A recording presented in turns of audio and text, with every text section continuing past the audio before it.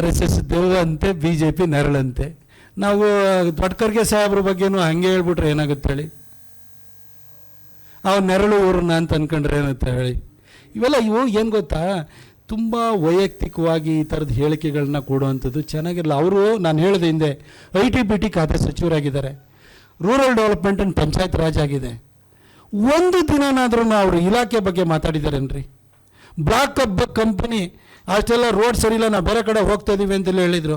ಒಂದಿನಾದ್ರೂ ಈ ವಯ ಮಾತಾಡಿದಾರ ಹೇಳಿ? ಇವ್ರ ಇಲಾಖೆ ಬಗ್ಗೆ ಇಷ್ಟವರೆಗೂ IT-BT ಬಗ್ಗೆ ಮಾತಾಡಿದಾರ?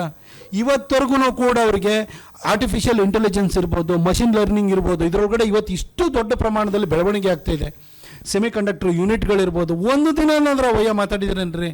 ಪ್ರತಿನಿತ್ಯನೂ ಅಲ್ಲಿ ಹೋಗಿ ತೆಲಂಗಾಣಕ್ಕೆ ಎಲ್ಲರೂ ಹೋಗ್ಬಿಟ್ಟು ₹1 ಲ್ಯಾಂಡ್ ಕೊಡ್ತಾ ಇದ್ದಾರೆ, ಅದಕ್ಕೋಸ್ಕರ ಆ ಕಡೆಗೆ ಹೋಗ್ತಾ ಇದ್ದಾರೆ. ಈ ವಯ ಯಾವತ್ತೂ ಅದ್ರ ಬಗ್ಗೆ ಮಾತಾಡಲಿಲ್ಲ.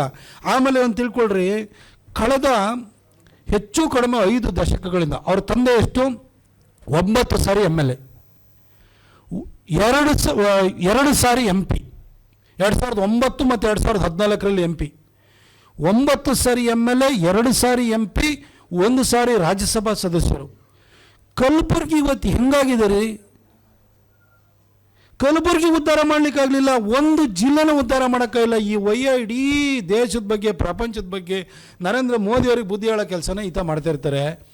ನಂಗೆ ಏನಾಗಿದೆ ಅಂದರೆ, ಕಾಂಗ್ರೆಸ್ನಲ್ಲಿ ಇವತ್ತು ಹೆಂಗಾಗಿದೆ ಅಂದರೆ ಕೂಗುಮಾರಿಗಳ ಸಂಖ್ಯೆ ಜಾಸ್ತಿ ಆಗ್ಬಿಟ್ಟಿದೆ.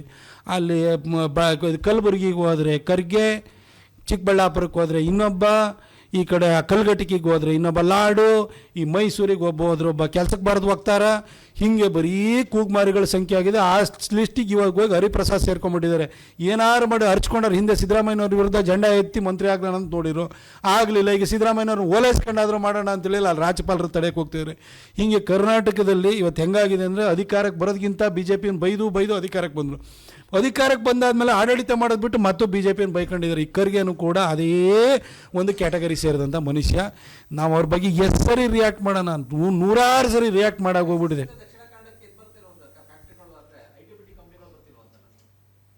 ಹಾಗಾದ್ರೆ ಕಲಬುರಗಿಗೆ ಯಾಕೆ ಬರ್ತಿಲ್ವ ಅಂತ ಹೇಳಿ?